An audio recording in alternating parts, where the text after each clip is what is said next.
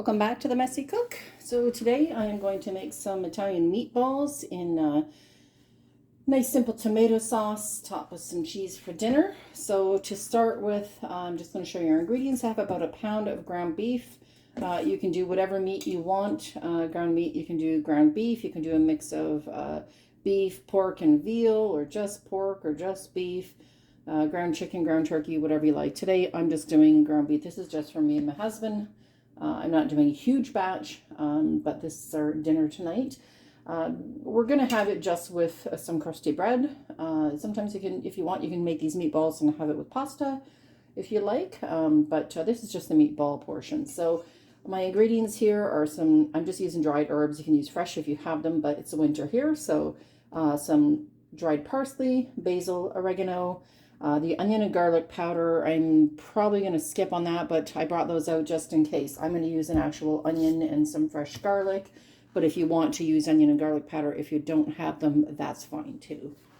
Oh, and an egg. So we have an egg here, and I dry my own breadcrumbs, so once I have some stale bread, I just grind them up in my Vitamix and use those. So I'm going to use these breadcrumbs for our meatballs. So I'm going to get some onion chopped really fine and some garlic ready to put through my press, and we'll get those meatballs put together. Okay, so I've got the onion diced up fairly small. What I did is I had about a medium-sized onion, and I diced up the entire onion because I am going to use the majority of it for the sauce, which I'll show you after I get the meatballs prepped. This here is about a quarter of that onion, and I just want to dice it really fine. We don't want big chunks of onions in our meatball, but just enough to taste. So just munch that up a little bit. Dice it as small as possible and run your knife through a couple of times. We don't want it to be a paste, but yeah, that's about it. So these are, you can see these are pretty small. So that's basically what we're looking for. So I'm going to throw my onion in. And the garlic, I've got 2 cloves of garlic for this. So I'm going to press those in. I'm going to write down garlic press. There we go. So I'm going to press those in. Like I said, if you don't have fresh garlic, or you prefer just the powdered garlic or garlic salt if you want, that's fine too. Just if you do use garlic salt, just be aware of how much salt you actually add to the meatballs, because you don't want them too salty, because that's just not going to taste very good. So just a little bit of garlic there, not too much. I do have some coarse salt here, so I'm going to put in literally just a quarter of a teaspoon of coarse salt. Okay, if you like it saltier, put more in, but like I said, always better to under season than over season. And then my herbs here, I'm going to put half a teaspoon of dried parsley. If you have fresh, remember fresh is always at least double to 3 times the amount of the dried. So this is just kind of a Italian blend. If you have Italian blend, use about a good teaspoon of that, or a teaspoon and a half. Half a teaspoon of dried basil. Half a teaspoon of oregano. So I'm going to put that in there as well. So I'm going to throw that in. 1 egg. Crack my egg in here. You can see we're getting all of our ingredients in there nicely. And this is probably about, I'm going to put about half a cup. I'm just eyeballing it, but about a half a cup of, yeah, back with that, I'll put them all in, of the breadcrumbs. Mine's these the last of them instead of leaving a small amount in there. So I'm going to move this aside and just give this a really good mix up. Oh, I forgot pepper. Let me grab that pepper. All right, just going to throw in some fresh ground pepper in there. I would put in maybe quarter to half a teaspoon, about the same amount as you're going to put your salt. If you like a little more pepper, just go ahead and add that in as well. And then just to finish this off, I am going to add in a little bit of Parmesan cheese. I don't always do parm in the meatballs, but since this is the whole meal, that's what I'm going to do today. So I'm going to get some of that. We'll grate that up and add that in as well. Okay, so I'm going to add in some fresh grated parm here. You could buy pre-grated, use whatever you like, or not put it in if you don't want. We like it. It just adds a nice little, I don't know, salty umami flavor. Just seasons them up nice. So you can use this a little or as much as you like. Like I said, I'm going to put in probably a good couple tablespoons worth for this, because when I do make the sauce and when I serve these up, I'll show you all that later. I will be topping with some more of the Parmesan as well. So I'm just going to get this all mixed up. Yes, my hands are clean, so be sure to wash your hands and get them all clean when you're mixing this. You don't want this too wet. This, I think, is going to be actually quite nice. You just want to get that mixed really well. You don't want to overwork it, because if you do, then you're just going to get like mushy meat. The texture of the meatballs is not going to be very nice. So just enough to kind of get everything mixed in there, and that looks pretty darn good. Like I said, this is a really nice mix. If you do add, if you're doing a lot of them and you want to add some veal and pork, that's a really lovely combination as well. So next we're just going to make these into some meatballs. So what I'm going to do, I'm going to cook them in my air fryer. I'm not going to air fry them, but my air fryer is, also has small convection as well. So I don't want to do tiny meatballs, because this is kind of a whole dinner thing. Not just putting, if I was doing them in sauce, I personally would do them smaller, but do them as big or as small as you like. So I'm going to do them about so big, about inch to inch and a half, and we're going to set those aside. So I'm just going to continue making these meatballs. I'll probably end up with too many anyhow, and we'll have some for lunch tomorrow. So I'm going to continue with these and go from there. Alrighty, so I finished doing the meatballs. So from a pound of meat with the ingredients I put in, I got 16 meatballs, which is perfect. Probably won't eat that many, but that's okay. And I did preheat my air fryer a little bit. So I wanted to make sure it's nice and hot. It's kind of like preheating your oven. Because I'm doing a smaller amount, I just find it easier just to do this in the air fryer. I like to put a little tinfoil down to catch any grease. Saves the pan. So we're just going to pop these in. There we go. And I'm going to put these on. I'm going to check here. Let me come back one sec. Okay, so I'm going to put this on the bake. The little fan here you'll see is the convection. It's really kind of hard to see because the light's shining on it, but that's a convection. I'm going to put them at 375 for 10 minutes. We're going to close that up and let that go. When it dings, we're going to come back. And in the meantime, I'm going to get the stuff for the sauce ready, show you what I use, and we'll go from there. Alrighty, so I have everything set up for the tomato sauce I want to make. You can use just regular jarred tomato sauce if that's what you want. This one is actually really simple. I'm going to put my heat on medium high, about 6. This is the power burner. I tend to use the power burner a lot. I put in here approximately, maybe a tablespoon of olive oil. You will almost want to coat the bottom of the pan, but not too much. I'm not going to add any dried herbs in here. We're just going to let this heat up for a moment. My other ingredients here is a tomato sauce, passata di pomodoro, but it's just basically strained tomatoes. That's what I prefer to use.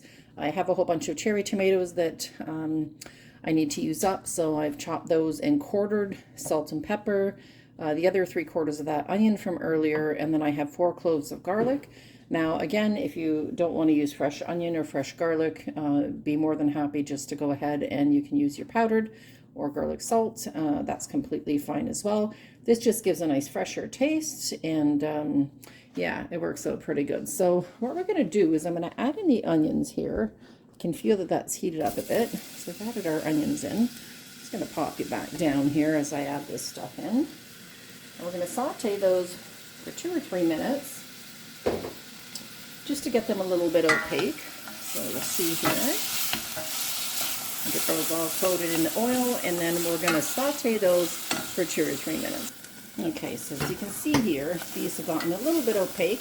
We do not want to brown them. We just want to saute them until they're opaque. That's why we want to do it on a medium temperature. Now I'm going to add in the 4 garlic cloves. So we're just going to pop those in. I'm going to get my knife so I can scrape those off. Let's see here. There we go. We're just going to scrape those in. What we want to do is get those till they're sort of fragrant. We'll move these over here to the edge of the stove so we can get those in.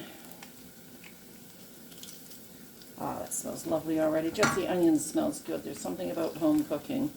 I'm sure you'll all agree. So that's 3 cloves. And like I said, I'm going to do 4. It's all up to how much you want to do. I like it heavy on the garlic. If you don't like garlic, don't add it. If you only want a little bit, just add a couple of cloves. And these are not huge garlic cloves. These are probably a little bit on the medium to smaller size. So if you have really large cloves, the nice fresh stuff you can get from the garden in the summertime, you could probably use 2 of those, and that will probably equal out the amount to what I'm using here. So there we go. So we got that in. These over here, we're gonna saute that in. There we go, just put that in there. Just till it starts getting a little bit fragrant. Again, we don't want it burnt because burnt garlic tastes horrible and it's not a pleasant addition. Honestly, if I burnt the garlic, I would probably start over. Excuse me, start over and waste the onion because you know, you add anything else into it and there's just this terrible burnt taste to it. So there we go. So see, that's smelling pretty fragrant. Now, you could do just straight tomato sauce if you want. That's usually what I do, but since I have these cherry tomatoes, I'm going to toss them in at this point. And what I want to do is cook those down for a few minutes to get them blistered a little bit. You can put them in whole if you want, but by putting them in whole, it's just going to take a little bit longer. So I'm going to stir these for about 2 or 3 minutes till it gets to the blistered point I'm talking about, and we'll come back then. Okay, so while those tomatoes are blistering, our 10 minutes are up on the meatballs. So we're going to put this out a little. You can see that grease on the bottom. And the meatballs look like they're maybe halfway there or so. So I'm going to get these all flipped. Oops, a little bit stuck there. So I'm going to get these all flipped over. You should see here in the middle one.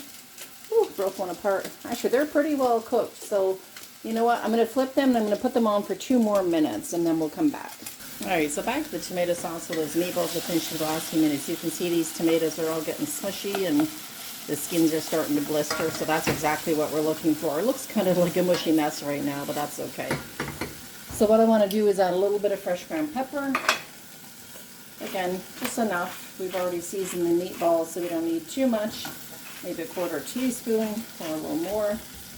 Just the grinder on this here. There we go. That's a little better. Alright. So as little or as much as you like, and up to taste. 1/4 teaspoon, 1/2 teaspoon, whatever you like. I'm doing about a 1/4. And I'm going to add in some salt as well. So you can use table salt, fresh ground salt. Again, probably a good 1/4 teaspoon. I don't want to add too much as there is salt in the sauce as well. There we go. So now I'm going to add in this tomato sauce. Again, it's Primo, strained tomatoes or plain tomato sauce is fine. I prefer this because I like to add my own seasonings.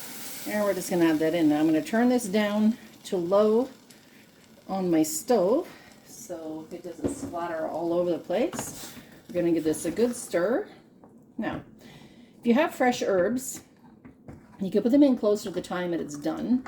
I like to leave this just simple. I am going to add in some fresh basil near the end, as if you put it in too early, it just cooks off and turns to mush. So this is, you can see, a nice sort of chunky sauce, which is what I like. Another way to do this, if you don't have plain tomato sauce, you can use stewed tomatoes. Buy some diced, smush them up yourself, put them in the blender and just blend them down a bit and leave it a little bit chunky. So this is kind of the same idea. So this is what we have. It actually smells really great. I have a trick. So I buy fresh Parmigiano Reggiano, and when I get to the end and have the bit of rinds, I throw a couple of those in. So I'm going to leave that in, and that's just going to impart a little bit of cheesy flavor. It just does something that tastes nice. So we want to let this simmer now for about at least ½ an hour. And those meatballs should be coming out any second. So we're going to get those out and get everything set up. All right, so these meatballs I think are done. Just turn that off. I'm going to pull these out and they're nice and sizzling. So what I'm going to do is I'm going to add a little bit of, pull this out first of all. Oil is smoking a bit. Yeah, they're definitely cooked. I'm going to add a tiny bit of tomato sauce in the bottom of this pan, even though it's only been simmering for a few minutes, just so the meatballs don't stick. So I'll add a little bit of that in. Like when you do a lasagna or as a pasta in the oven, pasta bake, you always want to add a little bit of sauce on the bottom. So we're adding that in there. Not too much, but just enough. So we're going to take all of these meatballs and we're just going to place them all on the bottom. Now the reason I put them in for a couple of extra minutes, even though that first one was cooked, some of these were a little bit bigger. So I just want to be 100% sure that they're all cooked through. And even if they're not, we're going to let them cook in the oven for a little while after anyhow, once the sauce is all finished. And basically we're just going to let that simmer in the sauce in the oven and let those bake. And I'm going to put some, once the sauce is on, I'm going to put a little bit of Parmesan on there and some mozzarella. You can use whatever types of cheese you want. Do a mix of stuff if that's what you like. And then we're going to cook those in the oven for another little while just to make sure everything is all done. All right, oops. All right, I'm stuck here, so, well, we'll get that fixed in a sec. Okay, so got myself unstuck there. So what I'm going to do is I'm going to leave the meatballs there just to sit for a little while where that sauce is simmering. And I'm going to grate some Parmesan cheese. So I'm getting near the ends here. So again, like I said, when you're done, be 100% sure that you don't throw those rinds out. They impart so much flavor. If you're not going to use it for a while, put it in the freezer. You can use it in pasta, ragu, like pasta dishes. You can throw the rind. Now, you're not going to eat the rind at the end. You're just putting it in to impart some flavor. They're really great in soups, cream soups or stews. Again, just to impart a little bit of yummy flavor in there. So I just keep a little bag and I pop them in the freezer. And since I'm nearing the end here on both of these, I'm just going to grind up the last of the Parmesan that I have. And then I'm going to go ahead and grate some mozzarella. You can buy pre-shredded if that's what you prefer. I tend to just buy the blocks when they're on sale and grate them myself. If I don't use it all, I just put some in a little glass container that's sealed really well. And it'll keep in the fridge up to about a week without having any issues as long as it's sealed really well. So there. So that Parmesan is done. I'm going to pop this in the freezer and I'm going to get on to grating the mozzarella. Okay, so I finished up the cheese a little while ago and the sauce has been simmering for almost half an hour now. I just tested it. It is a little bit acidic, so I'm going to add in just like a teaspoon of sugar. You know, some people would yell at me for that and say that's not what people should be doing, but I personally find that if it's a little too tomatoey or a little too acidic, I'm going to bring it over here. Then, you know, sometimes it's actually not a bad thing to put that little touch of sugar in there. It just breaks down that acidity. So this is looking amazing. I do have those little pieces in here somewhere of the rind. Oh, there we go. So there's one. And the other one's in there as well. So I'm going to let this go for just a few more minutes. And then we're going to get this all prepped and put into the oven, ready to eat. So we'll come back when we're all set there. Okay, so a couple more minutes left now. I've got some fresh basil. I pick up the basil plants in the pots from Fortino's when I have a chance in the winter. I'd like to get an indoor herb garden, would be nice too, but these work just as well. There's a few plants you can get in the winter time, but I like to add the fresh basil in at the end so it doesn't get too overwhelmed. You can slice it, chop it, I just break it in pieces. I don't care how big or small they are. Some people put them in whole, but I think that's just a little bit too much. So breaking that all up. So that's, I don't know, 5 or 6 or 7 leaves. So we're going to give that a nice little stir just to get that combined in there. And that's just going to let off. By breaking it too, it lets out a bit of those oils. And those oils make that that flavor just impart really nice. And already I can smell the basil. It's just amazing. I like that little aniseed or licorice sort of smell you get to it. It's great in salads and, you know, just having on fresh mozzarella with some fresh tomato slices from the garden in the summer. So yeah, use fresh herbs if you can get your hands on them, because honestly, it brings everything up one notch. So, all right, so we're going to let that sit there. I'm going to take this off in just a second and we're going to get our meatball casserole all set to go. Okay, so I have just fished out that last little piece of Parmesan. I'm going to take the entirety of this sauce and I'm just going to douse the meatballs. So hopefully you can see that okay. The pot's probably in the way, but we're just going to do that and we're going to cover those up. I think the one jar is just perfect. I'm just going to scrape the last little bits out of here. I don't want to miss any of that goodness.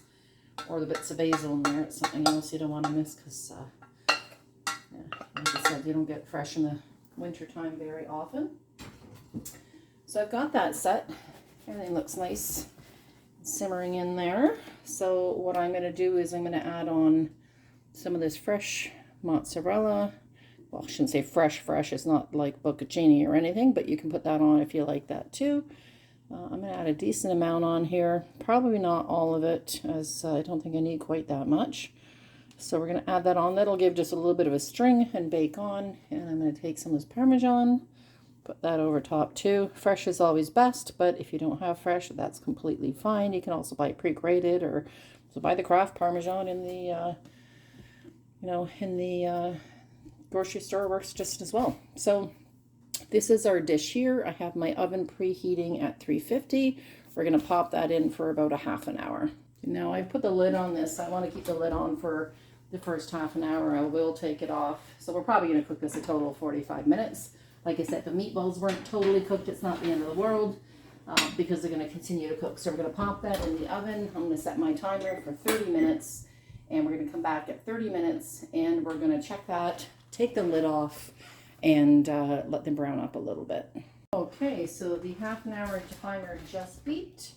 And these are pretty close to done. I'm not quite done yet, but we're going to check them out and see what's happening here.